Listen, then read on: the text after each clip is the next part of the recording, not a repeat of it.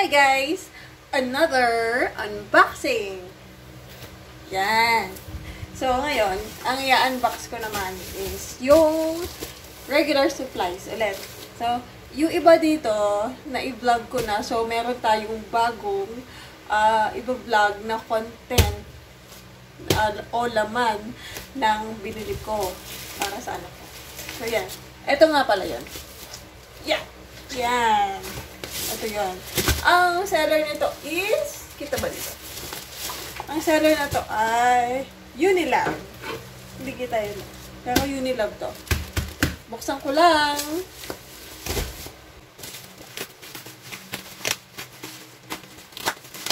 Meron ako guys nakitang bagong product ni Unilab. Gusto ko siyang i-try para sa anak ko. Kung totoo. Nakikita ko naman sa mga reviews. Maganda daw. Okay na okay daw gamitin. Kaya gusto ko siyang matry. Pagka okay sa kanya, ito na palagi yung bibigyan ko.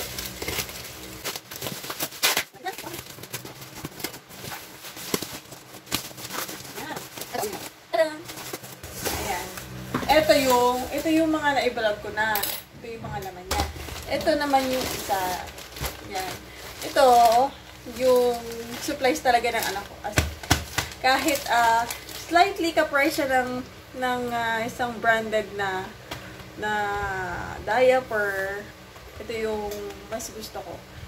Actually, pareho ko silang gusto, pero sa pagdating sa absorbency, ito yun. Ito yung mas gusto ko. Ayan. Ito ko siya lalagay. Yan, maganda pala dito. Ayan. Tapos, ito naman yung next.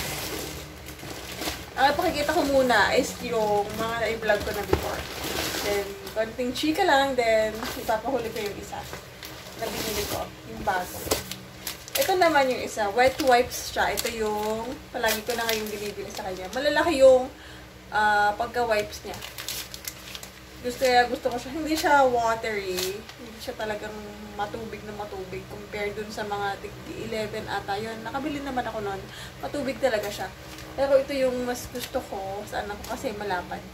And hindi siya agad yung parang kumbaga sa tissue hindi agad siya nasisira. Ito yun. So, ang binibili ko muna is tatlo-tatlo lang. Promo sila palagi ng buy 3. O yan. Ito. Dito ko ilalagay. Para makita nyo din.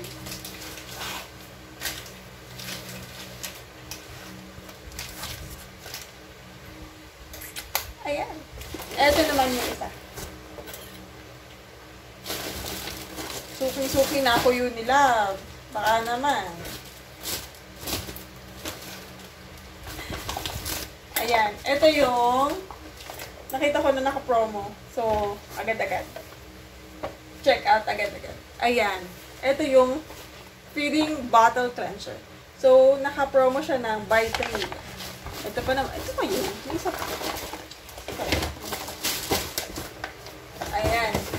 Buy 3 for 100 plus lang. Yun. Tatlo yun. Ito, I think ko 500 ml. Yan. Maganda siya sa kamay, hindi siya maselan sa kamay para sa mga sensitive sa mga sabon. Okay to. Hindi to nakakakate, ganyan. Maganda siya.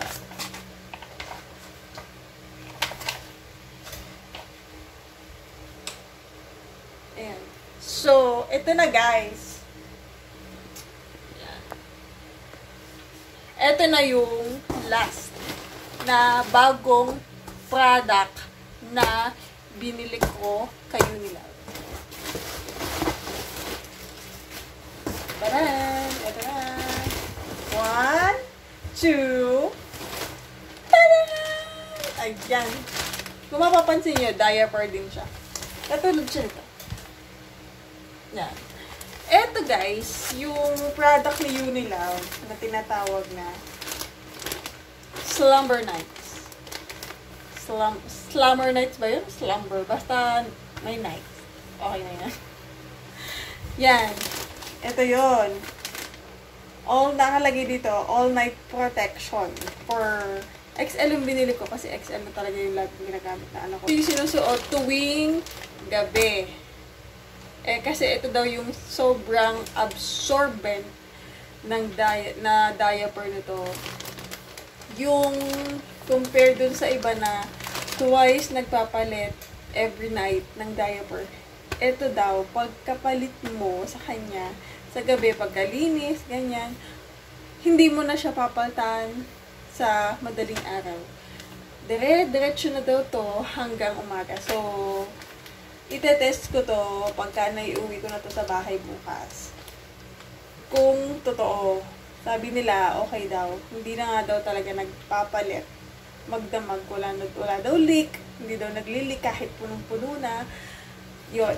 Ang nakalagay dito is Slumber Bubble Waist.